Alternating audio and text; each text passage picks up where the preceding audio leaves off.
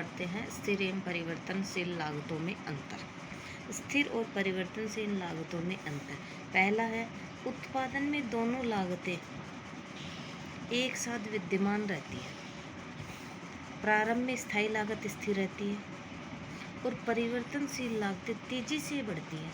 पर जब उद्योग का आकार बहुत बड़ा हो जाता है तो आंतरिक एवं बाह्य वस्तुएं प्राप्त होने के कारण परिवर्तनशील लागतें उत्पादन के साथ आनुपातिक रूप से नहीं बढ़ती है।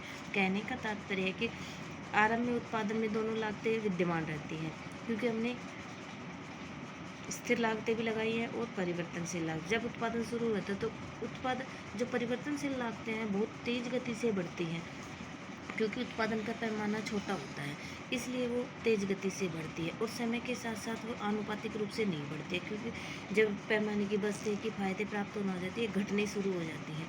और दोनों में एक ही दूसरा अंतर ये है कि अल्पकाल से संबंधित है, दोनों ही अल्पकाल में। दीर्घकाल में तो सभी लागतें परिवर्तनशील हो जाती हैं। व्यवसाय का आकार बढ़ने पर यंत्रों, मशीनों व कर्मचारियों की संख्या भी बढ़ानी पड़ती है। जैसे अल्पकाल में तो स्थिर और परिवर्तनशील लागतें दोनों ही अल्पकाल से संबंधित है, लेकिन दीर्घकाल में तो स्थिर लागतें भी बढ़ानी पड़ती हैं। जैसे हम बड़े पैमाने पर उत्पादन करेंगे तो मशीनरी भी ज़्यादा लगानी पड़ेगी और फैक्ट्रियों का आकार भी बढ़ाना पड़ेगा। तीसरा अंतर है दोनों लागतों में अंतर। महत्वपूर्ण मूल्य निर्धारण में महत्वपूर्ण है। दोनों लागतें क्या हैं?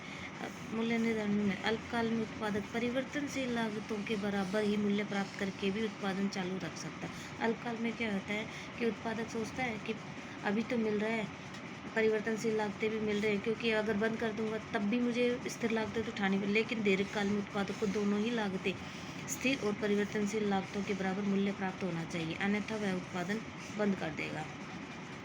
चौथी, दोनों लागतों में अंतर की स्पष्ट रेखा खींचना कठिन है। प्रोफेसर मालसर के अनुसार प्रमुख और पूरक लागत के बीच अंतर केवल कुछ अंश तक का ही है।